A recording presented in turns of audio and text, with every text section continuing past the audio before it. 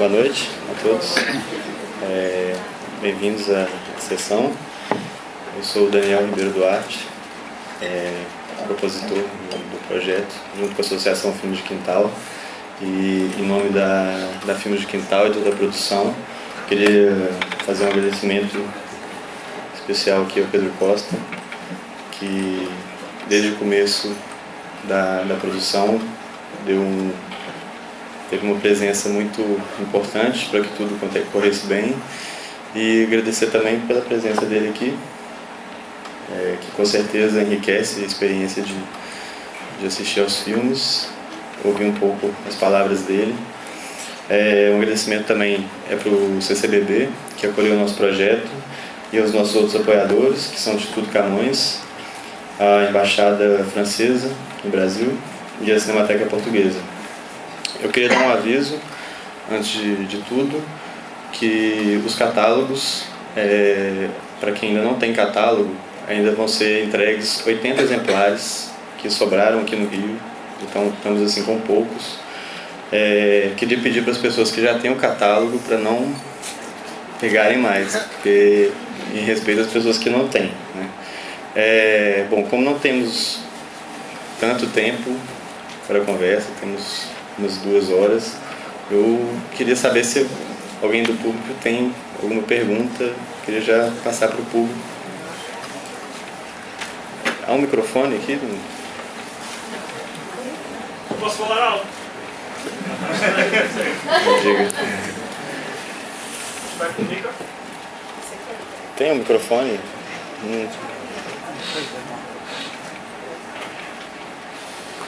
1, 2, olá, boa noite.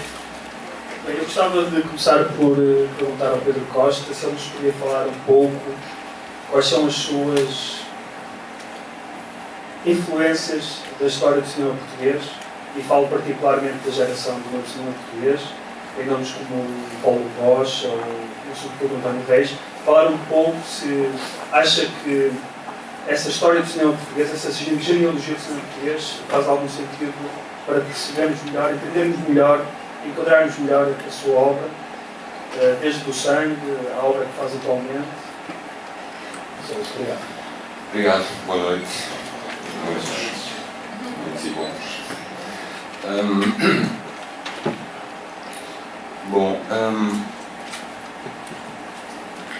Podia ser uma conversa muito chata essa do cinema português e muito amassadora, do cinema português, mas repito um pouco que é uma pergunta que surge muitas vezes.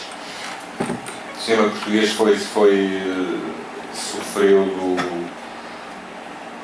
daquela maldade que nos fizeram no século XX, não é? Nós vivemos 40 anos de grande miséria espiritual, material, enfim, uma espécie de fascismo,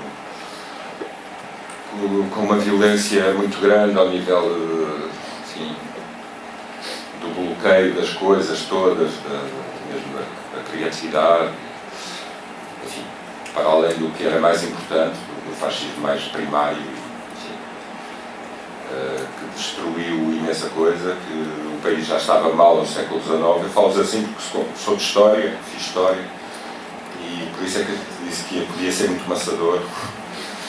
Mas digamos que o país no século XIX estava mal, ficou mal depois de termos chegado aqui.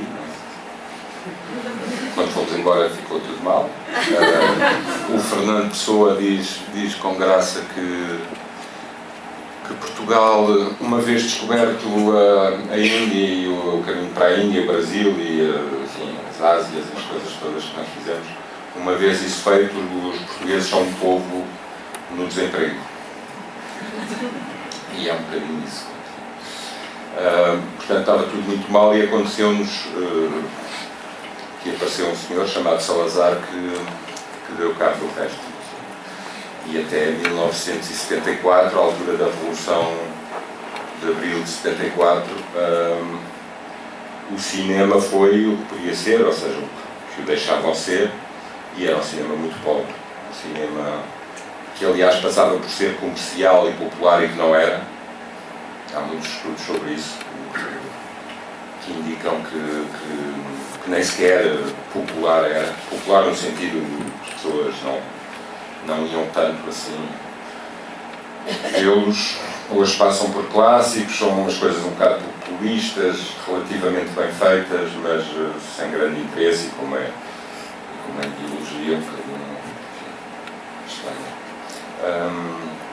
Portanto, houve muito pouco, contam-se pelos dedos das mãos, os filmes a guardar do cinema português, desde o cinema mudo, desde o princípio até aos anos 60, a altura em que finalmente apareceu, como aqui, como em todo lado, os famosos cinemas novos, não é?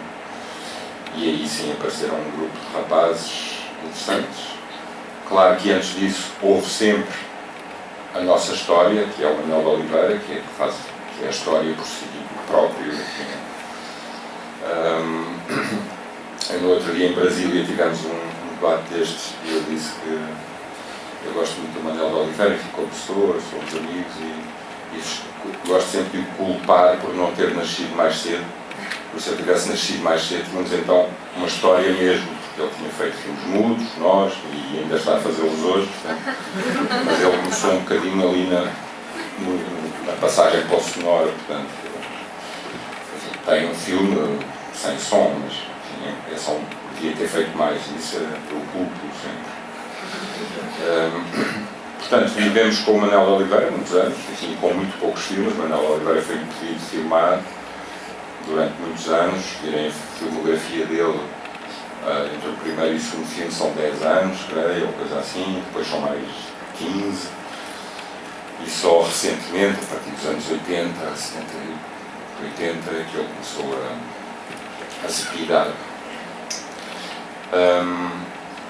Pronto, nos anos 60 apareceu o Paulo Rocha, que tem um filme esplêndido, tem vários filmes esplêndidos, mas o primeiro filme dele que se chama Os Verdes Anos, não sei se é conhecido, não é pouco conhecido, os filmes portugueses são muito esquecidos, mas é um filme esplêndido e foi um filme que era o único filme quando eu era jovem, quando comecei a interessar mais a sério por cinema, era o filme que, para mim, para todos, acho que qualquer cineasta jovem, ou assim, dos anos 90 ou de hoje, continua a ser uma coisa muito importante. E era um filme muito parecido com os filmes da novela de Vague, com os filmes daqui, da Checoslováquia, com o mesmo espírito, etc. João César Monteiro, e outros menos conhecidos. O António Reis é um caso diferente. O António Reis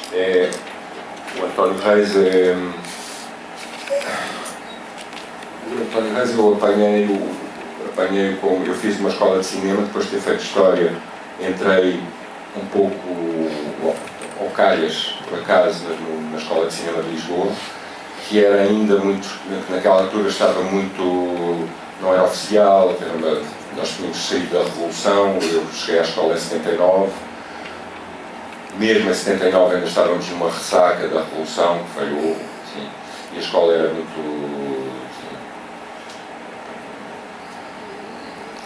uma espécie de happening constante, eram assim umas aulas, funcionava, era interessante, tinha grandes professores, um dos quais o António Reis, outro João Bernardo da Costa, que é uma figura muito importante do cinema português, faz as vezes do vosso Salvos, do vosso Paulo Emílio, creio eu, é uma figura desse género, diretor da Cinemateca Portuguesa, amigo desses cineastas do cinema novo, protetor disso e que ajudou com dinheiro nas instituições em que conseguiu entrar, ajudou sempre com dinheiro para esses filmes e continuou até à morte dele, que foi há um ano. O Reis eu apanhei como professor, o António Reis era um poeta, não era um cineasta. Começou por ser poeta, era uma espécie de antropólogo, recolhia poesia popular pelo norte, sul de Portugal, poesia, música. Uma pessoa que gostava muito de andar sozinho pelas aldeias com um gravador e com um bloco de notas. e de repente fez um filme chamado Jaime, que é um filme culto.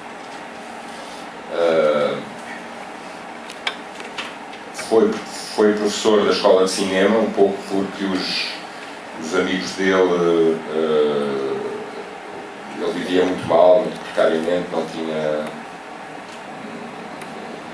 dinheiro, e os amigos conseguiram metê-lo na escola de cinema, e ele foi a razão pela qual eu fiquei na escola.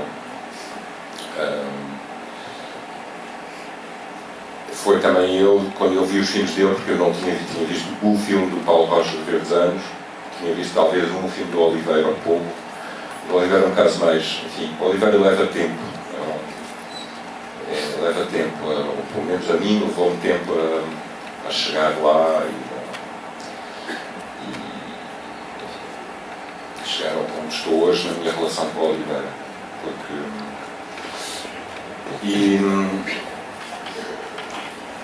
Bom, mas nessa altura da escola eu vinha de uma situação, eu estava muito metido na política, em movimentos de extrema esquerda, quase anarquistas, na música, no caso da música era ao princípio aquilo que depois deu os chutes e pontapés e essas coisas, os punks, portanto andava nessa coisa.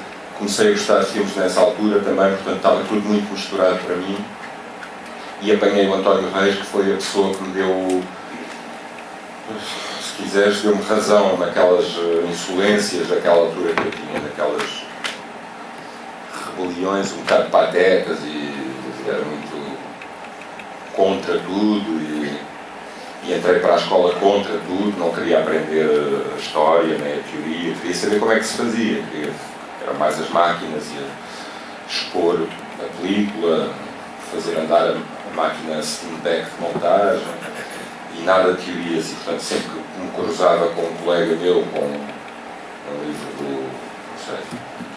do Bataille ou do Nietzsche debaixo do braço, cuspia-me em cima, e intelectuais era o pior que havia, e o Reis deu-me assim, confortava-me, dizia-me, tem calma, mas continua, tens razão, é assim que se deve fazer e tal. Ele próprio era uma figura muito, era um tipo, era incrível, aquelas pessoas muito especiais, realmente muito especiais, e um grande cineasta. E foi quando eu vi o seu filme mais conhecido, assim, que passou, não é? Passou aqui, não sei se passou aqui ao Trás-os-Montes. Nessa altura abriu-se uma janela, abriu-se realmente uma grande janela, e eu percebi que era, para mim, impossível talvez conseguir fazer filmes na minha língua, em português. E o que é estranho é que eu hoje estou a fazer filmes muito mais em dialetos, em crioulo, cabo-verdiano, coisa assim. Ele próprio filmou o Trás-os-Montes, tem muito de dialeto mirandês, que é um dialeto do norte de Portugal, muito pouco falado, mas houve qualquer coisa que teve a ver com a língua portuguesa. Pela primeira vez eu tive isto é uma palavra muito feia, mas um orgulho de ver Portugal, de ver o país, e de sentir ali um fulgor, uma coisa, claro que é poética, mas um fulgor assim, com imagem, som e texto e pessoas, atores que não eram atores profissionais. Bom, foi o primeiro e foi o que me fez continuar um pouco. E tornei muito amigo dele até à morte dele. Tivemos alguns projetos juntos, tive quase para...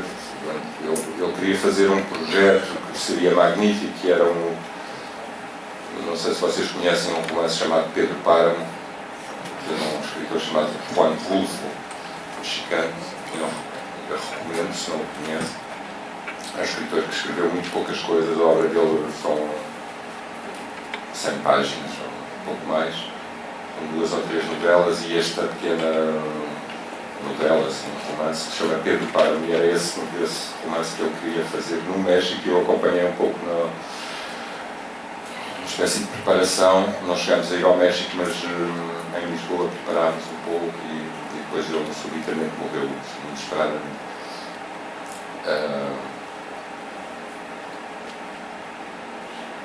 E depois outros filmes que eu acho um filme assombroso ainda hoje, não tem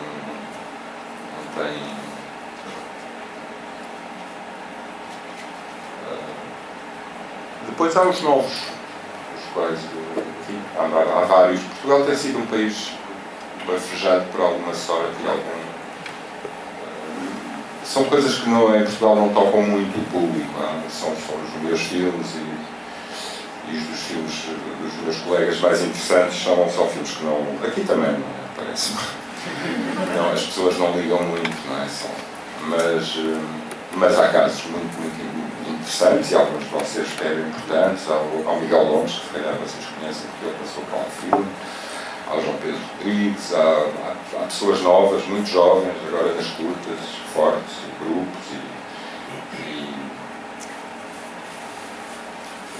parece que há sempre renovação, todos os anos aparece sempre mais um, e é estranho, nunca já me perguntaram porquê, como, porque é um país muito pequeno, muito periférico, com muito pouco dinheiro para a cultura, claro, e para o cinema, e como é que como é que a roda continua a girar, como é que este cinema assim estranho e muito individualista, mas como é que ele continua a existir e a resistir? Não tenho grande explicação.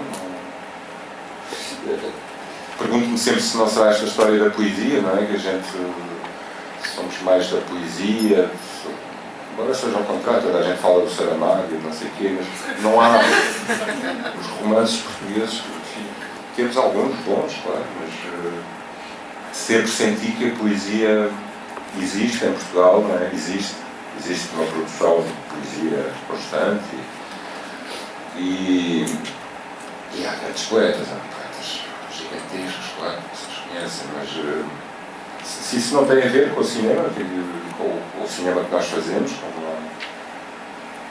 pode ser uma explicação, não sei. Três pessoas me pediram para fazer pergunta, primeiro o Denilson, depois ele e depois ela. Então, Denilson, por favor.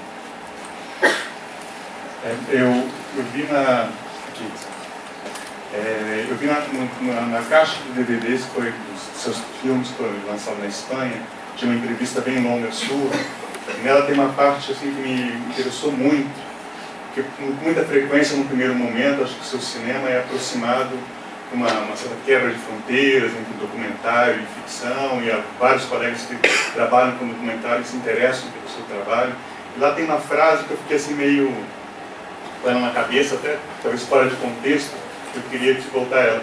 Que tem um momento que você fala que te interessa muito, é uma espécie de experiência plástica, de um choque plástico, e não tanto uma ideia de um documento do real. Então, não sei se isso faz sentido agora, tirado assim, mas é uma coisa que eu queria que você comentasse. Você fez referência à questão da música, à questão dos punks, essa ideia de, não a ideia de documentar o real, né? Isso não é algo que vem mais de uma experiência, não sei, pictórica ou plástica. Sim, isso eu lembro. Não me lembro desse livro que fizemos nessa caixa de DVDs. Foi uma conversa muito longa, feita ao longo disso. Lembro-me vagamente dessas afirmações. Mas eu não consigo desligar, nem vejo porque é que se há de desligar isso do resto, ou isso quer dizer. Aliás, isso tem uma coisa muito boa, a experiência plástica, ou viver as formas, digamos. Esta conversa agora pode se tornar uma coisa que eu nunca, à qual eu resisto, que é falar muito seriamente. Eu tenho que resistir e tenho que dizer isto porque eu resisto cada vez mais os discursos dos meus colegas. E alguns que eu gosto imenso e frequento e cruzamos em sítio, mas acho que está-se a tornar tão pretencioso e tão fora de tudo, com um delírio tão grande, estamos todos a dizer que tentamos fazer isto e aquilo, e cruzar, e fazer documentário, e ficção, e não sei o quê, e a conversa fica um bocado vaga. Eu acho que simplesmente viver as formas engloba tudo, não é?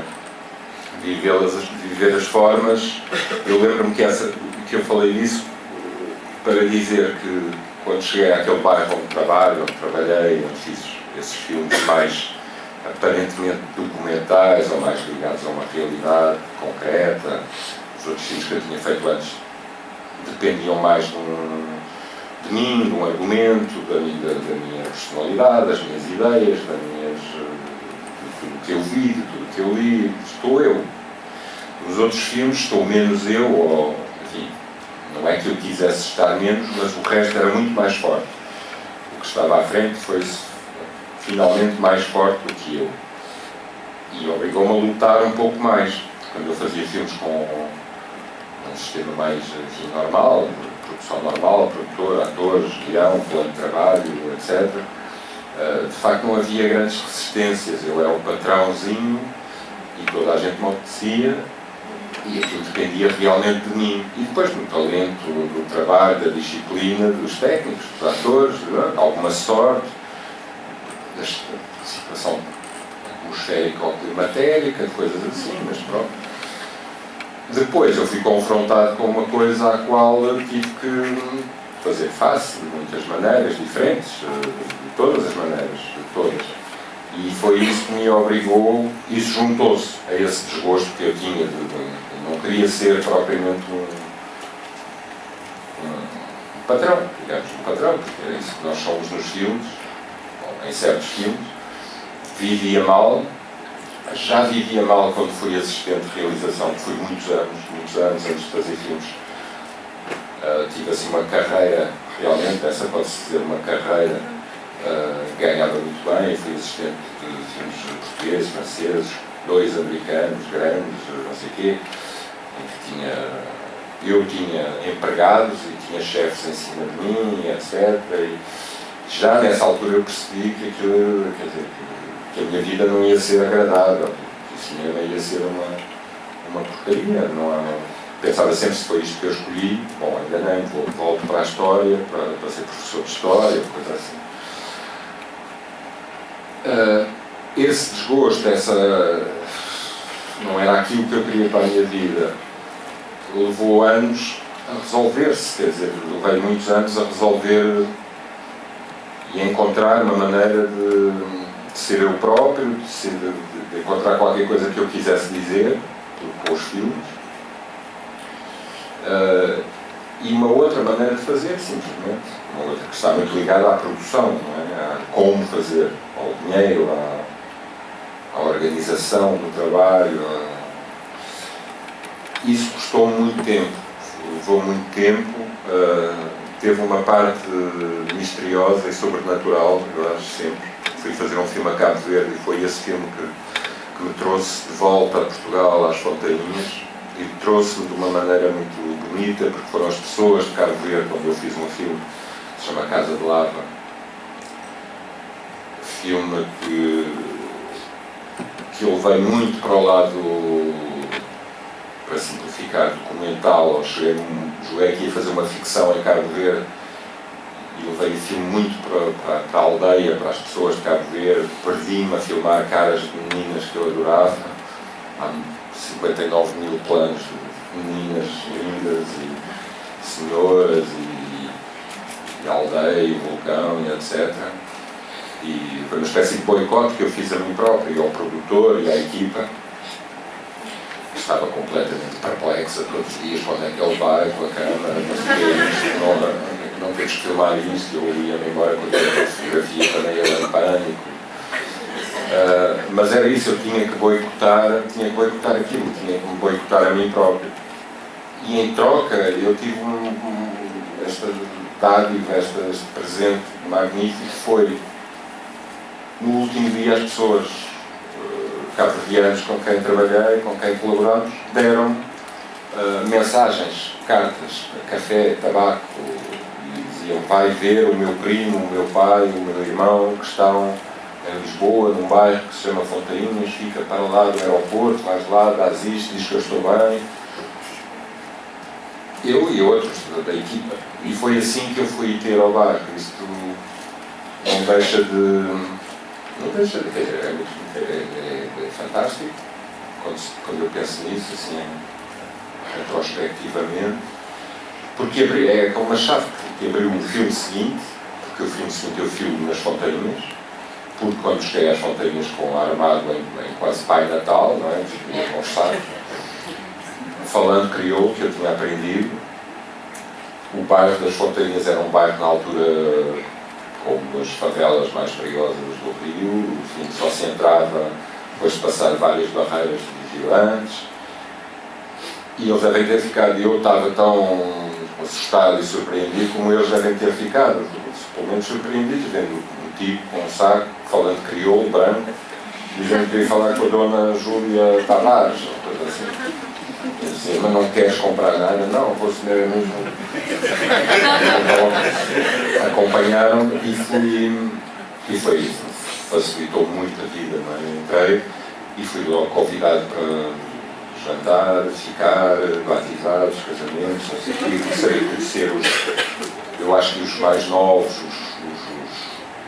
os jovens acharam aquilo tudo estranho e tal, porque o que é que eu faço? Fiz um filme em Cabo Verde.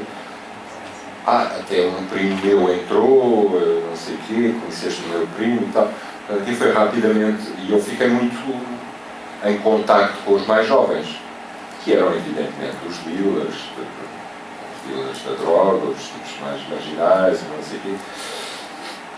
E comecei a parar lá, comecei a ir para lá, aos poucos, sem saber para quê, mas percebi que estava a fazer um corte, que estava afastado do meio do cinema e da vida que eu levava para ficar fechado naquele gueto, que era realmente muito fechado, longe de tudo, evidentemente já com a suspeita que gostaria de fazer um filme, que fiz depois, que se chama Ossos. Cometi um erro porque fiz o filme fazendo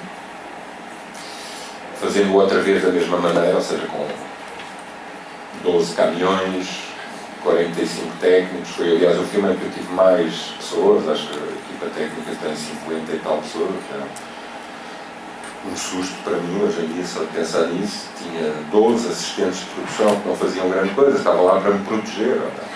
Eles é que precisavam de ser protegidos, mas é uma espécie de filtragem, que é isso que acontece nos filmes. Há uma filtragem entre o realizador, os atores, os postos de comando e o resto, a realidade. Não é? Há assim uma espécie de várias portas que, portanto, tudo me passava ao lado, muitas coisas me passavam ao lado, mas não tanto, porque as pessoas do bairro que eu já conhecia, quem já era amigo, diziam, olha lá, aqueles teus tipos que trabalham contigo, há um que não se portou bem, ali com a dona não sei o quê, há outros que ofereceu não sei quantos euros, ou não era euros, era escudo. Há aquilo, vê lá, fala lá ao gajo, senão a gente... Coisa. E foi assim aos poucos que eu fui percebendo que era um disparate. Isso preocupou muito, porque influiu. Eu estava a fazer o filme e isso preocupava-me. E pronto, e acabou o filme. Eu senti que passei ao lado de muitas coisas. Não é que não gosto do filme, gosto. Foi uma boa experiência, e sobretudo para as pessoas, para a pessoa da imagem, para a pessoa do som que fizemos um filme, acho que muito especial. Mas esse lado humano, que era muito importante para mim, para mim continua a ser a coisa fundamental do cinema, porque sem isso nada existe. O cinema são sentimentos, basicamente. Tem a ver com sentimentos, e os sentimentos são reais, não é? Quando eu falo de realidade é isso, quer dizer, a mínima realidade, uma espécie de instância sentimental que ou se trata bem ou não se trata bem. E eu não tratei bem disso porque não pensei, quer dizer, na altura não pensei que levar uma equipa de cinema para uma favela é fazer a mesma coisa do que levar um raio policial, é igualzinho, é levar uma força de segurança, é levar uma tropa invasora, é levar... E isso é feito sistematicamente, aqui, na Índia, em todo lado, em sítios desses, ou mesmo, enfim. O filme é muito filmado à noite, não sei se viram, mas é um filme muito sombrio, enfim, se não fosse meu, quer dizer, todos os filmes são sombrios, mas era muito filmado à noite. E o bairro é como as ruas são assim, como as favelas, são ambientes muito pequenos para se conseguir enfiar tanto material que o cinema tem, não é? A câmara, as luzes, as coisas, não sei o quê, fica-se logo ali com ruas bloqueadas, etc. Nós tínhamos uma brutalidade de luz para fazer o filme. Eu tive uma colaboração com um diretor de fotografia que fazia a luz magnífica, que já tinha feito Casa de Lava antes, e é um senhor chamado Emmanuel Machuel, que tinha feito 12 filmes com o Robert Bresson. Portanto, uma pessoa que tinha muito respeito. No primeiro filme, depois ficámos amigos, um senhor...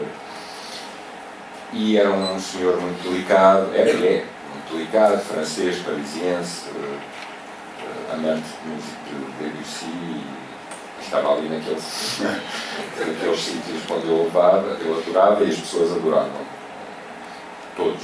Foi a pessoa mais querida naquele bairro ainda hoje. E ele ainda hoje envia postais a toda a gente, Natal. Mas havia um surrealismo qualquer.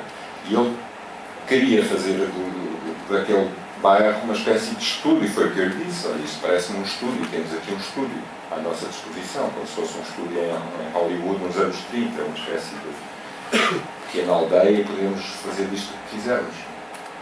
E ele trouxe tudo que tinha uma bateria de luzes infernal, não sei quantos kilowatts, mas eram projetores daqueles enormes que precisam de 2 pessoas.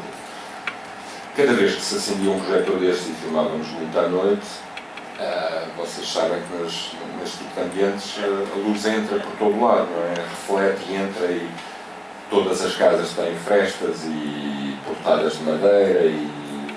Bom, portanto a luz acaba por entrar, o ambiente não é estanque nesses sítios. Filmando à noite e pensando que as pessoas daquele bairro, os homens são trabalhadores das obras, da construção civil, varredores de rua, coisa desse género, as mulheres são empregadas de limpeza. Essas coisas são trabalhos, ofícios que começam às 4 da manhã. As pessoas partem às 4 da manhã, 5, 6, e voltam a casa às 5 da tarde, 6 da tarde, para dormir depois muito cedo. Nós filmávamos à noite e um dia eu senti que havia algo que se passava lá atrás e tinha esses tais filtros que não me deixavam ver nada, né? Concentra-te na arte, não vejas o que se passa ali, a gente paga.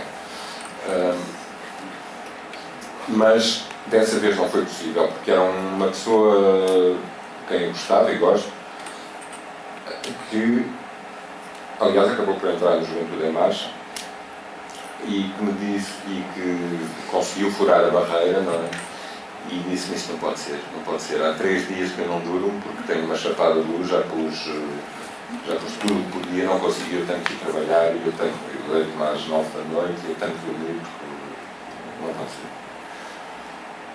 E eu nesse momento tinha 2 opções: ou mandava o quarto assistente de realização pagar 10 contos, na altura era, enfim, uma soma de dinheiro, e ele calava-se. E é isso que se faz em qualquer filme. E nem sequer em ambientes desses, em qualquer ambiente. Ou fazia outra coisa, que era desligar o projetor. E desliguei. E o Sr. Machuel ficou em pânico. Eu disse: vamos fazer o plano assim. Ele disse: o plano não pode ser feito assim, não se vê. Isto é 35 mil, não se vê. Não se vai ver uma coisa... Eu disse: vamos tentar, vê-se qualquer coisa. Eu estou a ver, vê-se qualquer coisa. Porque eu fazia a câmara, sempre fiz a câmara dos filmes, portanto eu também, mas tenho acesso ao visor e tenho um acesso direto que às vezes os realizadores não têm. Sempre gostei de fazer a câmara, de fazer corpo com a câmara, portanto sabia que se via qualquer coisa. Mal, claro, muito mal, muito pouco, mas era assim, tinha de se desligar a luz, qualquer outra luz pequena era insuficiente, vamos embora, vamos fazer. E fizemos. E continuámos todos os dias, sempre que fosse preciso. Portanto, aquilo tornou-se um princípio: não vamos acender luzes quando sabemos que há aqui pessoas que se podem chatear connosco. Bom, como eu digo, aquilo podia ter sido resolvido com dinheiro, não foi? Eu acho que não é a boa resolução. tanto tomei que ele acabou por ganhar o melhor para fotografia no Festival de Veneza. Lá o Leão de Ouro, ou a Zela de Ouro para a melhor fotografia ganhou no Festival de Veneza, onde o filme teve, verdade. Mas eu acho que é um dos exemplos, é uma coisa exemplar que ilumina, embora seja fechar o projetor, mas ilumina qualquer coisa que eu acho que tem a ver com não é que se deva fazer sempre assim, mas é sabido que se paga para... Está-se a pagar para tudo, não é? Para convencer as pessoas, está-se a pagar a um ator para o convencer que o filme que ele tem que estar assim, que tem que se pagar para coisas deste género, tem que se pagar, tem de haver cordões policiais, tem de haver mil e uma coisas que eu acho que cada vez mais são ideais. Eu digo isto porque também tenho perdido ao longo dos anos uma coisa que se deve ter, deve-se ter que ter para fazer filmes, ou certos filmes, que é uma espécie, acho que era o Truffaut que dizia isso, acho que era o Truffaut, dizia que era preciso ser-se um bocadinho idiota, ou estúpido idiota, enfim, um estúpido idiota inocente, enfim, com uma espécie de inocência, para se fazer filmes. É preciso ter uma grande dose disso para acreditar 8 semanas ou 7 semanas naquilo que se está a passar num platô de cinema. E eu não acredito, quer dizer, cada vez que cruzo na rua um colega meu que esteja a filmar, para mim, desato-me a rir com tudo o que se passa, acho aquilo patético, ridículo. Não, mas sobretudo é preciso uma grande força para se acreditar num rapaz que diz a uma rapariga, eu amo, que repete aquilo 100 mil vezes, e as luzes são postas, e eu não tenho isso. E há realizadores, há pessoas na história do cinema que claramente não acreditavam nisso. O Truffaut dizia isso, creio eu, em relação ao Rossellini, que é um caso evidente, se vocês conhecem o Rossellini, de uma pessoa que deveria achar também as rodagens um bocadinho uma coisa sem pés na cabeça, não é? É uma pessoa que começou com os filmes assim e foi cada vez mais passando para o território das ideias. Os últimos filmes do Rossellini são o Sócrates, o que é o Messias, o Santo Agostinho, é uma série de filósofos. Bom, passou, aliás, os filmes são aldeias da Itália, Paisà, 5 histórias na Itália, depois Roma, que já é uma cidade, depois um continente, Europa 51, depois a Índia, depois as ideias, não é? Portanto, ele está, mas acho que é um realizador que está no mesmo plano, ou seja, não tem o que é preciso para se fazer um certo tipo de filmes. Eu sabia disso, eu suspeitava disso quando comecei. Suspeitava que era velho demais, um pouco inocente demais, não tinha estofo para fazer algumas coisas. Aprendi também que não sabia filmar paisagens, não consigo pôr em frente aqui ao oceano, ali na praia, e filmar o mar, não consigo. Desculpa, não consigo. Não consigo, não sei como é que um cineasta hoje em dia ousa fazer aquelas coisas que eles fazem. As montanhas e os mares, e os Mozarts por cima dos mares, e os Barros por cima das montanhas, e as pessoas que se afastam nas estradas, e não sei como é que eles conseguem. Não sei. Não sei. É uma pequena coisa de pudor que não é possível. Devia haver um retraimento, uma coisa não se consegue. Bom, eu não conseguia. Retraía-me, Portanto, percebi que tem que ficar fechado nos quartos, nos corredores, umas aldeias, poucas pessoas, uma parede, uma cara. Coisas que são bastante difíceis. Aliás, o Antonioni dizia que é um grande realizador, para mim, que uma parede pode ser espetacular. Isso era o que eu queria fazer no quarto da banda. com os meios que tinha, mas eu queria fazer o melhor filme jamais feito num quarto. O melhor de sempre. Tinha alguns modelos, claro, sabia, já tinha visto algumas coisas, mas era essa a intenção. E pronto, foi um grande desvio. Mas a primeira, e não é uma intenção, a primeira desejo era esse, era qualquer coisa de plástico, não é estética, era qualquer coisa de... Era uma associação entre a Wanda, que era aquela pessoa, enfim, que era minha amiga e que quase me convidou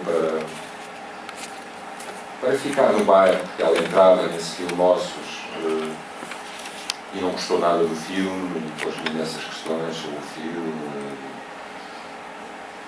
E disse-me, fica neste bairro, tu gostas do bairro, fica, mas tens de fazer de outra maneira, não tragas tanta gente, não tragas tanta aparelhagem.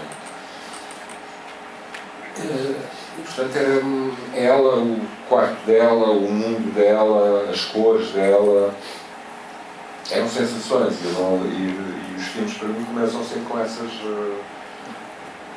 esse aglomerado de uma sensação, uma cor, qualquer coisa que se pode dizer formal, sim, formal. Não tem mal nenhum dizer que é formal. Ou seja, eu não estava ali para fazer um comentário sobre a miséria dos fronteirinhos, mas nunca, jamais, por amor de Deus, jamais, nunca me passou pela cabeça, não foi nunca a intenção, mas nunca recusei ver o que vi, quer dizer, o que via, não recusei, e as coisas entram pelas câmaras adentro, e depois é uma questão de consciência, só de consciência,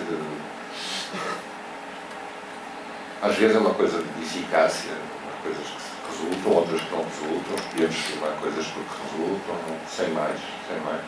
Mas nunca houve intenções desse sentido, nunca houve uma intenção de fazer um documentário, nunca houve uma intenção, pelo contrário, eu queria fazer um filme, não sei se era uma ficção, era um filme com ela. E parecia-me que ela era matéria grande, que ficcionava muito. Ela está sempre a narrar, a fazer uma narrativa, e o próprio bairro é uma narrativa muito especial, que eu tinha que viver e perceber, e portanto tive Mas a minha primeira entrada é qualquer coisa de formal, da vida das formas, que depois passou para a vida sentimental. E depois houve uma pesquisa sentimental, perceber que sentimentos são estes, como é que as pessoas vivem assim, porquê, e como é que resistem a isto, e porquê é que se deixam ficar assim, e porquê é que não se revoltam, e porquê é que não se matam, essas coisas todas. Viver num sítio e tu fazes o caminho e vais perceber porquê. Tens resposta a essas perguntas todas, algumas, outras não, mas e percebes que elas são como são porque senão morriam logo naqueles sítios. A banda é como é porque abre uma janela, tem um beco e só tem ratos mortos lá à porta e não sei o quê, é assim. E depois passei, não sei, à economia do bairro também, ver como é que passa ali tanto dinheiro e nunca se vê o dinheiro. Por exemplo, o filme era uma das coisas que eu queria dar a sensação que há ali imenso dinheiro que passa em cada plano, porque há, e nunca se vê dinheiro, e isso eu senti sempre no bairro. O dinheiro era a coisa menos importante e ao mesmo tempo mais importante. Toda a gente está sempre a pensar, e ninguém tem dinheiro, e estão todos desempregados, e ninguém tem cigarros, e ninguém tem trocos, ninguém tem... E ao mesmo tempo há toneladas de droga e de coisas roubadas e vendidas e compradas e ouro e etc. que passa ali passada. E muito mais coisas, enfim, eu digo que este filme foi feito esse filme foi feito em 1 ano e meio de rodagem, etc. Bom, mas calma. Ele queria fazer uma pergunta aqui.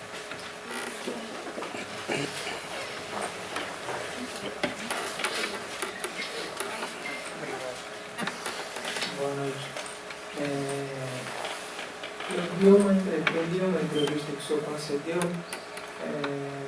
Queria fazer uma pergunta em cima do que lhe foi perguntado sobre o cinema nacional. Se o cinema nacional tem chegado a Portugal, se o senhor se interessa pelo cinema nacional. Nacional brasileiro. Brasileiro, O senhor citou o Rui Guerra, falou dos Fuzis e falou de Walter Salles, mas que não era um cinema propriamente brasileiro, alguma coisa parecida. Queria que o senhor discorresse e falasse alguma coisa a respeito. Não, eu tenho dito que infelizmente o cinema brasileiro, pelo menos o cinema brasileiro contemporâneo, não chega a Portugal. Mostrei, o Daniel vive lá, não me deixem mentir. São muito poucos filmes brasileiros, portanto, há os filmes do Walter Salles quando ele faz filmes, e eu não sei se eles são filmes brasileiros do Walter Salles. Não são, agora não são. Eu conheço o Walter Salles, o primeiro filme que ele fez em Portugal, e até indiquei 2 ou 3 locais. Esses estreiam, mas são filmes internacionais, não é? Mas não. O que é que estreia em Portugal? Nada. Não passa nada. Tropa de Elite estreou, claro, depois esse estreou. Eu não vi, por acaso.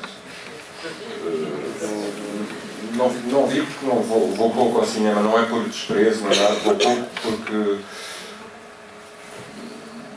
vejo muitos filmes na televisão depois, ou em DVD, mas esse não vi, não vi porque não tinha muito interesse. Há coisas que me interessam, vou a outros. Esse não sei. Mas a produção nacional, como você diz, não se penetra. Os filmes que passaram em festivais internacionais recentemente, teve oportunidade de assistir? Os filmes brasileiros? Não. Pois, outra coisa em festivais, agora não tenho ido muito a festivais, e em festivais é difícil, às vezes, para mim, ou é muito pouco tempo, ou tenho sempre muitas coisas a fazer, ou são poucos dias, não sei. Tenho conhecido muitos jovens brasileiros. Aliás, ontem conheci um grupo, tenho que fazer aqui um parênteses. Quem está cá do alumbramento? Tinha que dizer isto por conta antigo, para os colegas. Não sei, bom, eles parecem que são bons. Eu não tenho uns DVDs ali num saco para levar para Lisboa.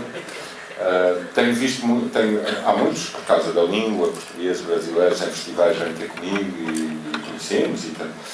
Tenho visto pouco, vi um pouco de um filme que nem sequer sei, que era engraçado, nem sequer sei o título, era um filme sobre música, recente, que eu vi num festival, não sei qual festival, um filme sobre música, um documentário sobre música brasileira. É um filme engraçado, mas eu vi 10 minutos só, tinha que sair da sala. O resto que eu conheço é o Glauber Rocha. E um filme chamado Limite. E pouco mais. Vi de facto um filme ao Deus do Rui Guerra há muitos anos. O Fuzis e o. Não sei qual era o outro. Mas Portugal é teatro. Não, esse não vi. Foi feito em Portugal. Depois ele ficou, depois voltou para Portugal, esteve lá, não sei se lá está agora, não. Mas lembro-me dos Fuzis, tenho uma memória. Mas é sobretudo o Glauber Rocha. Depois, o Glauber Rocha, eu vi mal, vi pouco. O António Reis parece-me que teve algumas relações com ele, porque quando ele esteve em Portugal. Paulo Rocha. Com o Paulo Rocha, sim. Mas, sobretudo, depois vinha rever melhor, porque vi os filmes do Glauber Rocha em cinema, enfim, sim, 1 ou 2 depois do 25 de Abril. Não sei se era em estreia no momento, se já era uma reposição, mas vi em cinema, em Lisboa. Mas depois, porque eu depois vim a conhecer um realizador que se chama Jamari Straub, vocês se calhar conhecem, que assim foi muito próximo do Glauber e que me gostava, volta e meia fala dele com muito sentimento, e voltei a ver também algumas coisas e a ler coisas dele, e é a única coisa que eu posso dizer que conheço relativamente bem, e nem sequer vi todos os filmes, mas o cinema de hoje faz pouco. Como o nosso não chega cá, o vosso também não chega lá, mas... Ontem falámos disso, estávamos na Cinemateca em São Paulo e no encontro, e estava-se a falar que isto vai ser cada vez mais complicado, porque os filmes vão passar a ser filmes quase ou de Cinemateca ou de festivais, menos estes que aparentemente nos interessam mais, porque já nem os filmes de alguma categoria e orçamento conseguem estrear, quanto mais estas misérias que nós fazemos.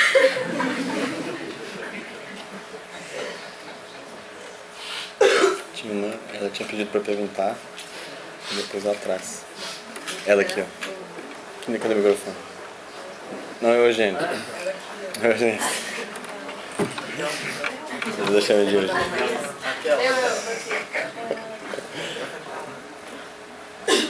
Ela tinha pedido para perguntar. Olá. São meio que 3 perguntas. Uma é bem simples, é sobre a luz do Nechandrian. Eu queria saber se foi algo que você pediu para eles, que ficasse bem pouca luz de velas e faixas de luz específicas, ou se era algo que já funcionava assim lá no estúdio, que eles gravaram. E também sobre o Nechandrian, o que te aproximou de fazer esse filme? O que te levou a fazer esse filme? E a outra coisa que agora vendo Tudo Refloresce, tinha um momento em que você estava dizendo que quando acabou no quarto de Wanda, você sentiu que tinha feito seu trabalho, cumprido o trabalho. E que tem cineastas que fazem filmes, mas que é uma outra profissão, assim, que você trabalha todos os dias do ano. Né? Não sei se isso faz sentido. Sim. Sim. Não, começar pelo fim, como é o que eu costumo dizer sempre é que, e se pegava com aquilo que estava a dizer há bocado, outra coisa que eu vivia muito mal era e agora já não me lembro, é qualquer dos cineastas que a gente conhece nas revistas de cinema, que se vê as entrevistas e tal, são pessoas que têm uma vida normal como as outras, mas depois têm os momentos assim, êxtase fora do mundo e da sociedade, que duram 4, 5, 6, na melhor das hipóteses, 8 semanas, que é o tempo de fazer um filme, da rodagem. E a preparação e isso, bom, ainda é mais ou menos na nossa casa, num escritório, com o produtor, enfim. Mas quando se vai rodar é um momento assim extraordinário, fora de tudo, de um luxo supremo, não é? Quer dizer, começa-se... Para mim era estranhíssimo, porque eu não tenho carro. Não tenho, mas não tenho, quer dizer, tenho uma vida assim muito banal, modesta, não tenho muito interesse. E de repente tinha, assim, 2 pessoas que me vinham buscar a casa todos os dias de manhã. Faziam umas conversas delirantes sobre está bonito e queres logo algo para comer ou pastilha elástica, uma diligência, uma solicitude, um interesse que começava às 7 da manhã e só terminava quando eu chegava à casa, conduzido por estas maravilhosas criaturas. Isto durante um período de tempo que eu não conseguia perceber, porque assim que me depositavam no local de trabalho, eu entrava em pânico, como qualquer realizador entra, não é? Que é. E agora? E aí começava a fase do que é que queres para o almoço, frango ou não sei o quê, depois onde é que queres a cama, ali ou aqui. E eu não... Parece brincadeira, mas não é. É um pouco, para mim, era aflitivo. Realmente, e a sério, é que são os momentos de luxo e que eu não tenho na vida, que não são acompanhados por nenhum momento mais, sim, talvez umas viagens, evidentemente, vêm com os filmes que a gente faz. Depois, de vez em quando, há pessoas simpáticas, aqui como o Daniel, etc., que nos convidam para fazer uma viagem. Pronto, eu venho muito pouco tempo, porque estou precisamente a meio, não estou a rodar, mas estou a preparar-se. Queria estar a rodar e ele chateou-me tanto. Mas há viagens boas, interessantes e tal, que são. Mas aqueles momentos de absoluta. Tiram-nos, arrancam-nos da realidade da nossa vida mais banal, e isso eu nunca consegui viver bem, chateava-me, não sentia mal. Não. E, portanto, arranjei, quando passei para este novo sistema, pois esse filme mostra um bocado o que é a minha vida, ou sempre que estou lá, arranjei um outro sistema, quer dizer, substituir os assistentes por o motorista do autocarro. Eu apanho o autocarro e vou para o bairro. Agora é comboio, porque vivo noutra zona.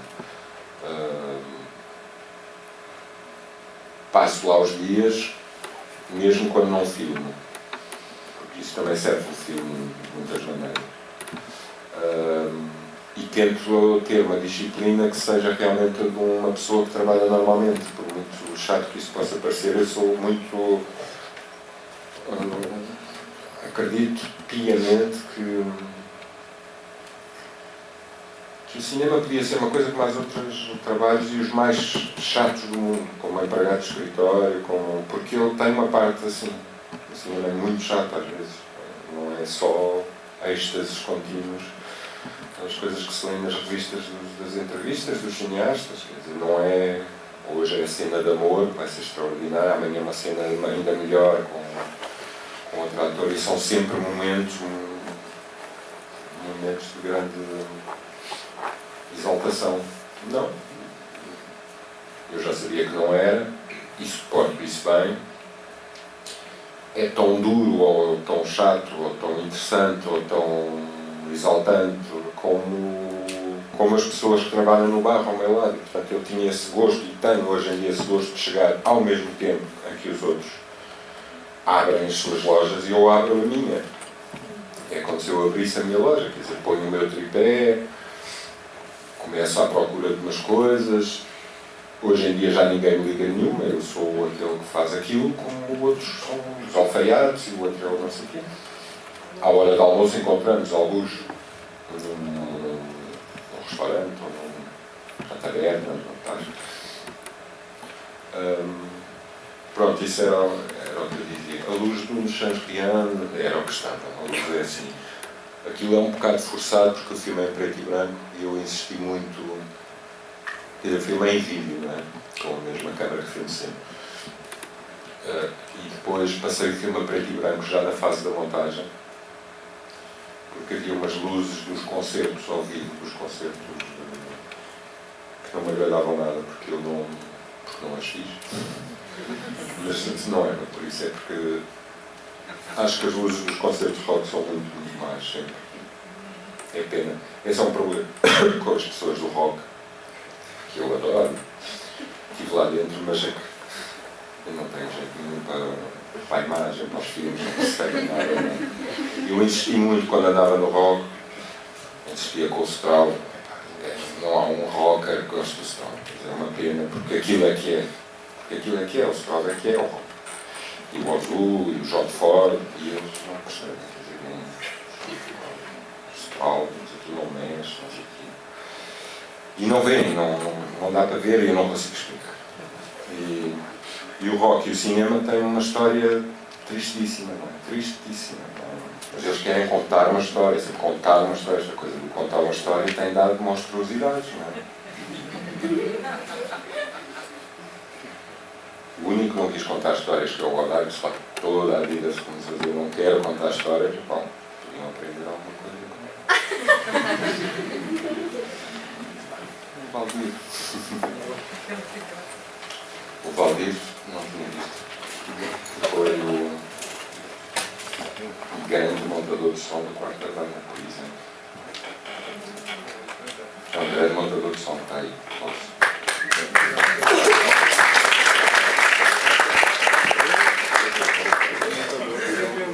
E o ano passado.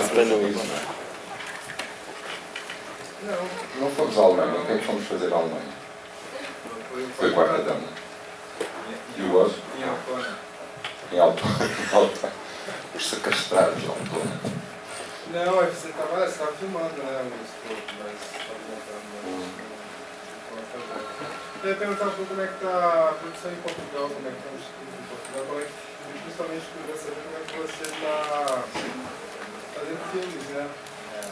Contra a Costa, você está a parte disso tudo, você está com a ajuda estrangeira, como é que você está convivendo com esse mundo do cinema? Está um pouco em Portugal e na Europa, enfim, o que eu conheço melhor é a França, como tudo. A França e Portugal, Espanha, um caso um pouco à parte, mas sei que nos outros países, Inglaterra e Alemanha, por causa desta grande crise, não é, dos mercados e etc., houve cortes grandes nos institutos de cinema, nas cinematecas, enfim, nos fundos de cinema em geral, cortes grandes, 20%. No British Film Institute, por exemplo, em Inglaterra, foi o maior muito grande, estamos muito mal. Nós, sim, temos uns cortes grandes. É a situação vai-se degradando, claro, degradando ano após ano, mas as pessoas continuam, resistem, há sempre... O que está passando é que os produtores, sobretudo os produtores, fazem muito mais falência, ou seja, acabam uma companhia, recomeçam outra, associam-se a outros, voltam a fazer falência, etc. Foi o que aconteceu com a Costa, com outras companhias, enfim, com outros produtores. Sinto que as pessoas estão cada vez mais separadas, mais sozinhas, que se veem muito pouco, falam muito pouco dos problemas. Em Portugal, cada vez que há um problema é difícil juntar as pessoas, mobilizá-las ou fazer uma ação, porque agora passou-se estas coisas dos cortes e são coisas complicadas e algumas coisas também com os ministros da cultura que pretendem, enfim, rever as leis do cinema e coisas dessas. E é sempre muito difícil a associação de realizadores ou de produtores juntar as pessoas num sítio, ter 100 pessoas ou 80 ou 50 e vamos trabalhar. Portanto, as pessoas começam a desistir, a ficar cada vez mais egoístas ou sozinhas. É isso que eu sinto, as pessoas estão muito sozinhas. Os meus colegas, eu acabo por vê-los em festivais, sempre longíssimo de Portugal, cruzo-me com um ou outro, mas os filmes continuam a ser feitos, como estava a dizer. No meu caso, eu estou a tentar não fazer muito, não depender muito do estrangeiro, muito menos do que antes. Não só queria, precisava e queria, pensava que era uma coisa que um co-produtor francês e um suíço, um italiano e tal, contribuiriam, claro que trazem dinheiro, trazem o apoio, trazem meios, mas contribuiriam para uma circulação dos filmes também, eventualmente depois nesses países, etc. Hoje não se passa assim, ou seja, é cada vez mais aleatório, cada vez mais difícil que um filme estreie em vários países, comercialmente. Não tem a ver com os produtores. Os produtores hoje em dia é uma figura completamente supérflua, quase eu diria, porque são pessoas que são meros gestores dos bons apoios que existem públicos. É um produtor no sentido da pessoa porque eles não põem dinheiro nos filmes. Não há um produtor, pelo menos europeu, que eu conheça, que ponha dinheiro próprio. Eles põem, são pequenas quantias. Todos eles se limitam a falar com as televisões, com algumas até televisões do Estado, privadas ou do Estado, falar com instituições, fundações, normalmente são gestores de fundos públicos, quase sempre. E isso, enfim, posso ser, porque são mails, são faxes, mails agora, nos encontros, umas coisas assim. No meu caso, como eu estou muito pronto, não sei se é um caminho interessante, mas estou muito voltado para fazer coisas cada vez mais baratas. Preciso tão pouco dinheiro que estou a tentar ver se me consigo passar por co-produtores. Por um lado é bom porque fico com um filme mais livre, mais meu, com menos direitos para... porque já tenho tido também dissabores, tendo, por exemplo, neste filme Juventude em Marcha, coisas, muito mais experiências, porque tive um co-produtor francês. Esse co-produtor francês fez-me obrigar a ter um distribuidor em França que eu não gostei, trabalhou, fez péssimo, trabalhou mal, e eu desanimei muito, e queria que eu tivesse um sales agent, que é uma coisa que é preciso ter hoje em dia, não quero, não tenho, e zanguei também. O sales agent é uma espécie de figura, não é nova, mas é recente. São umas companhias que existem para vender os filmes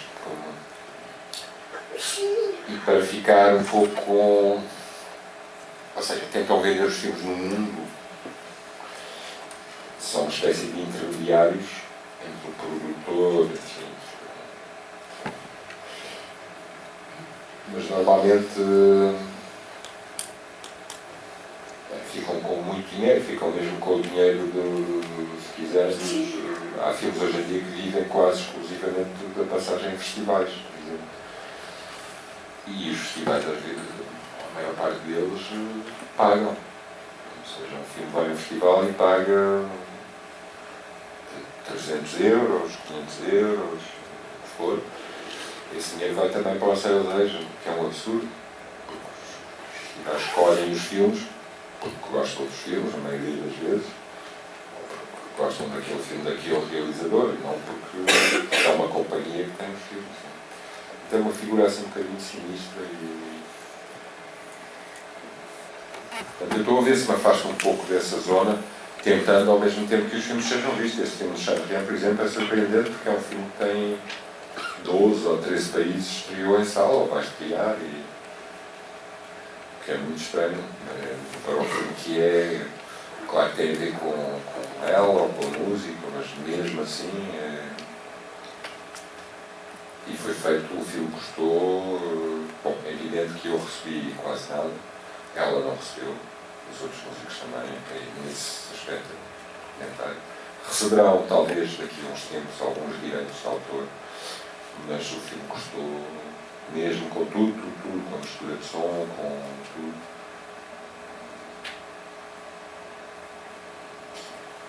130, 40 mil euros. Eu gostava de estar assim no máximo 200 mil euros. Que parece ridículo, talvez, para algumas pessoas, mas garanto que é possível. Eu estou a fazer isto um bocado extremo, quer dizer, isto é um bocado miserável para fazer um filme, mas há uma coisa que o meu amigo Strauss diz sempre, que eu acho que se deve dizer sempre, e sobretudo neste tipo de conversas, é que há uma grande mentira, que é a mentira porque o cinema é muito caro. O cinema não é muito caro, há um desperdício que está... Parece que veio com o cinema recente, ou que desde há uns anos vem com ele, há assim uma inflação, um desperdício que não se pode... Quando se pensa em cinema, pensa-se nisso também. Os produtores pensam nisso, os agentes, as pessoas que lidam com os dinheiros e que fazem as manipulações. Há muito desperdício no cinema. É claro que há coisas muito caras, sobretudo as coisas da pós-produção, dos laboratórios, das coisas mais sofisticadas, e quanto mais sofisticadas se quiserem fazer, mais caras são, e quanto mais tempo se fizer uma mistura de som, ou uma transferência para a película, ou efeitos de imagem, e, claro, são coisas caríssimas, instrumentos sofisticadíssimos. Eu acho que em breve vamos conseguir fazer quase tudo em casa, como se diz, quase a mistura de som, já se pode fazer, ao vivo. No nosso quarto, quase, sei lá, mas Claro, há coisas caras, depois há técnicos caros, há atores caros e tal. Depois há projetos que têm um orçamento, depende da relação com as pessoas, não é? Se a pessoa quiser colaborar e receber o que há para receber, pronto, se não, não.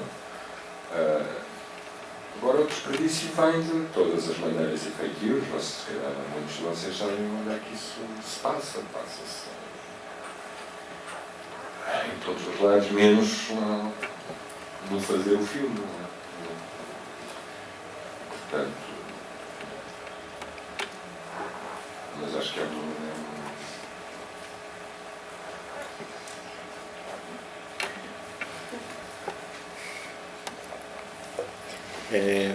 são quase 10 horas, eu queria pedir para as pessoas que querem perguntar, se pronunciarem, para a gente fazer uma última rodada.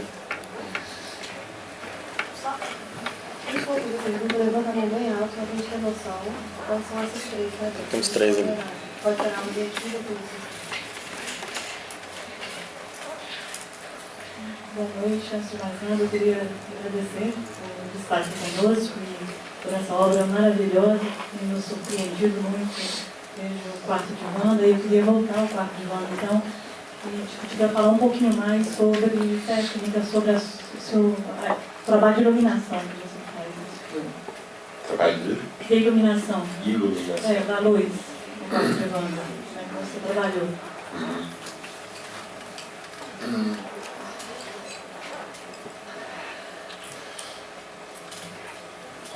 O filme começou de uma maneira um pouco desprendida, e foi o tal momento em que eu tinha acabado de fazer esse filme chamado Ossos, que era um filme grande,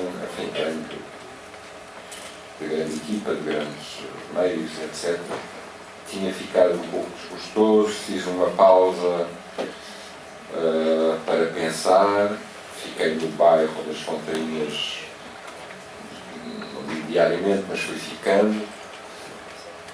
A Wanda fez-me mais ou menos esse convite, que não é bem um convite, mas disse-me, acho que podias ficar, fazer uma coisa de outra maneira. Foi a altura em que se começaram a aparecer mais as pequenas câmaras de vídeo, isso era 96, 97. Começaram a sair os primeiros filmes, foi o do, como é que se chama, o Lars von Trier. Nessa altura começaram a aparecer. Eu estava no bar, pensei logo que gostaria de fazer outros filmes. Pensei em 16mm, sabia que ia fazê-lo eu, com mais 2 ou 3 pessoas, uma equipa muito reduzida. Pensei em 16, pensei que pudesse ser complicado, 16mm sozinho é possível, mas bom, de qualquer maneira iria ser caro. E eu queria começar um filme sem dinheiro, com o dinheiro do bolso, mais ou menos. Eu queria começar pela produção, enfim, das coisas normais. E comprei uma câmera, assim, não digo a primeira que apareceu, mas quase. Foi barata, e comecei o filme um pouco assim, é uma experiência, uma espécie de bloco de notas, levava a câmera como se fosse uma câmera fotográfica, e passei as primeiras semanas, se calhar até meses, sem saber muito, a adaptar-me à câmera, a perceber o que era aquilo, informática, que era tudo novo, não é?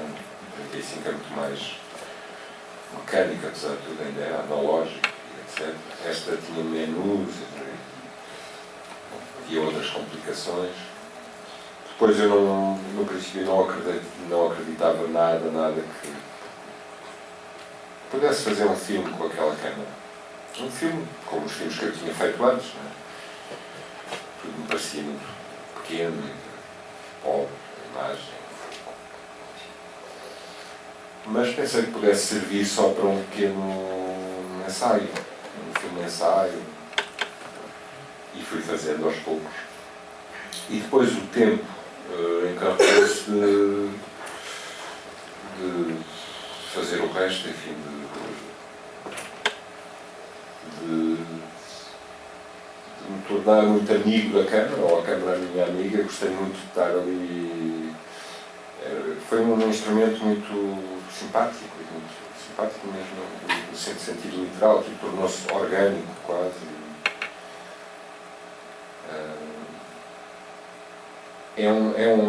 Foi um bom instrumento naquele sítio, naquele bairro, porque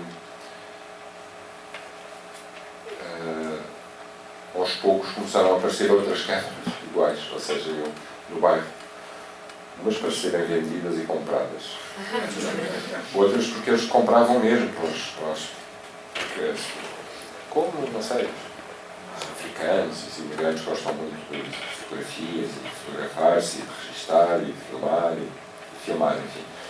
E apareceu o vídeo, então toda a gente comprava essas pequenas câmaras, então havia várias no bairro, iguais às minhas. O que deu uma coisa para mim que acompanhava o projeto, ou seja, que vinha juntar-se ao meu projeto, que era: isto não pode ser um filme, isto não pode ser o cinema, eles têm que perceber que isto é uma coisa de todos os dias, que pode ser assim uma coisa normal, anda para ali um a filmar, não é suposto ficarem 50 pessoas a ver, não é? Ninguém fica assim, ou há 50 pessoas a ver um tipo que está a consertar um cano de esgoto, não é? Por acaso há, às vezes, há pessoas que vão ver as obras. Mas o cinema não é, junta-se sempre que há uma rodagem de um filme, junta-se uma multidão à volta. Portanto, assim ninguém ficava a olhar para mim, eu andava pelo bairro e acho que eles assim começaram a perceber que era um trabalho, e como eu fazia essa tal disciplina, estava a falar, consegui impor uma disciplina que era mesmo severa, de chegar cedo, partir tarde, fazer horários normais, e eles perceberam também que aquilo era um ofício, um trabalho parecido com outras coisas que eles conhecem, e nada de muito espetacular, assim, muito que desse nas vistas. Aos poucos fui controlando a câmara e os seus, não digo os truques, mas fui percebendo como é que ela podia responder a alguns desejos que eu tinha. E os desejos que eu tinha era filmar a Wanda no quarto dela, uma certa cor, uma certa luz, penumbra, que correspondem também ao resto do bairro, que é muito este tipo de bairros, ou seja, o bairro das Fontainhas, com estas favelas vossas, creio que não, mas o bairro das Fontainhas é muito organizado como as aldeias africanas, ou pelo menos de Cabo Verde, que são muitas aldeias, que são a base da chamada Medina árabe, enfim, do centro, uma espécie de estrela, a cidade antiga árabe, é isso, assim, com o seu labirinto, com a sua praça, o fórum, e são sítios que vivem na luz, que vivem muito da reflexão, não é mais do que a luz é muito refletida, e como o som também, isso o som é muito reverberado, a luz é muito refletida, quebrada, e isso é bom para um cineasta e para quem gosta de luz e para quem gosta de som, é magnífico. Nós tivemos um prazer imenso, o que ele fez do som, aliás, vocês tiveram um prazer imenso de juntar coisas, e porque com o som também, mais uma vez, para desvalorizar isso do documentário, porque o Valdir nunca falámos em documentário, nós estávamos a fazer um filme,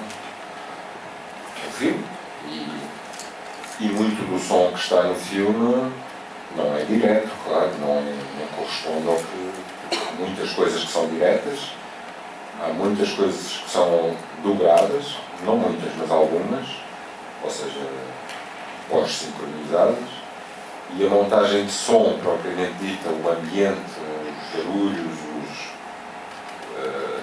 muitas coisas que são extratos, são pistas, outras que nós juntamos, que o Valdir selecionou, me propunha, e aliás há sons do Cairo. O Valdir trabalhava com o Youssef Chahine, e uma vez trouxe sons do Cairo que estão lá. que acho que até são sons de construção postos em momentos de desconstrução, de destruição. Não é? Destruição também. Exatamente.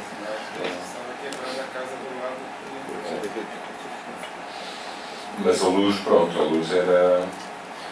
Não há grandes truques, não há... Eu trabalhei ao princípio com quase nada, era o que estava a acontecer em termos de luz. Aos poucos comecei a fazer uma pequena bricolagem, porque este tipo de filmes ou deste tipo de maneira, eu sentia que também estava a fazer qualquer coisa pela primeira vez, para mim. Não fosse o primeiro filme assim feito, mas para mim era como se fosse um primeiro filme também. E portanto comecei a brincar. Pela primeira vez podia fazer as coisas que sempre me diziam, às quais sempre me diziam não nos outros filmes. Nos outros filmes eu lembro-me de momentos em que dizia ao tal Manuel Machuel, aos outros diretores de fotografia, estava a cena toda feita, montada, a luz feita para a cena, e eu voltava-me para trás e via que o que ia ser filmado era ali. Todos os cineastas sabem disso. Fazem um plano ali, acendem um cigarro, voltam-se assim de repente e vem uma coisa ali que é aquilo que querem filmar, não é aquilo. É um raio de sol numa planta, é qualquer coisa.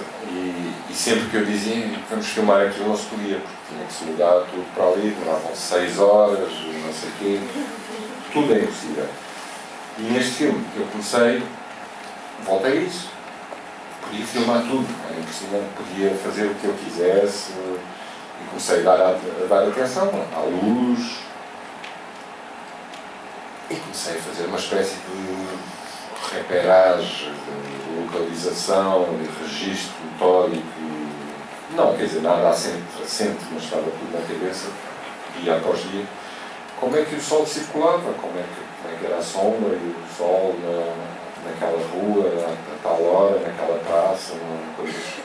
E aí começou um processo de iluminação de ruas, de sítios que não me interessavam, provavelmente as menos interessantes plasticamente também, ou razões cromáticas, de cor, coisas assim, são coisas de estética, outra vez nada que tenha a ver com intenções de documentário, de dizer alguma coisa, não, era só um puro gozo visual. E comecei a brincar com os espelhos, foi basicamente com os espelhos. O espelho da casa de banho da Wanda, que estava ali, eu de repente olho para ele e dizer, posso-me servir disto para ajudar o sol um bocadinho mais tempo. E pronto, depois desenvolvi um sistema hiper sofisticado de um espelho que passava para o outro, passava para o outro, passava para o outro, e o filme acabou num delírio inacreditável de espelhos que, sei lá, o espelho de fora desta sala, que reenvia para um espelho nesta sala, para outro aqui, que vem para mim. A coisa já vem tão complicada, dura tão pouco tempo, o sol muda, não é? Tem que ser feito naquela altura e tal. Mas bom, foi tudo à base de pequenos espelhos domésticos. Comprei uma vez, ou encontrei um pouco de esferovite, polistireno, uma placa branca, sabe? Isopor. Como? Isopor. E muito pouco mais, não há luz artificial nenhuma. Enfim, há que se ver, um quarto de banho, mas não é tratada, era o que estava. Depois, não houve nada de especial feito em pós-produção, ou seja, de imagem, não houve, no quarto de banho não houve nenhum tratamento da imagem a posteriori. Houve só a passagem de vídeo para 35mm, que normalmente sempre densifica muito a imagem, escurece um pouco e densifica, fica mais, e traz grão, traz a matéria da película, claro.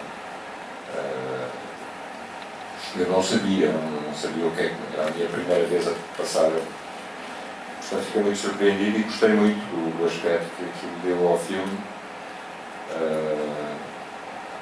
porque eu estava muito resistia muito a que o filme ficasse aqui. Gostava muito de como ele aparece em vídeo. parece vivível. Não é que enfraqueça muito o filme, mas acho que o 35 ainda é especial para aquele filme. E depois porque queria mostrá-lo em salas de cinema mesmo. E na altura não se projetava em vídeo. Havia umas projeções, mas não é como hoje, não havia projeção digital, portanto era mesmo preciso passar a 35. Mas nesse filme foi muito impressionante. Agora eu já não me surpreendo quando faço este, porque eu já fiz vários da mesma maneira, mas foi muito surpreendente que o 35 minutos trouxe. Mas luz é isto, não sei. Não há grandes segredos. Quer saber que câmera que era? Era uma Panasonic DVX-100, que é uma câmera que já não existe. Existe a gama, a linha, continuou, depois com a seguinte, é a AG DVX-100, um pouco maior, e agora há uma chamada 171, que ainda é da mesma linha, e vai sair agora uma que parece que vai ser a melhor de todas, que é todas Panasonic.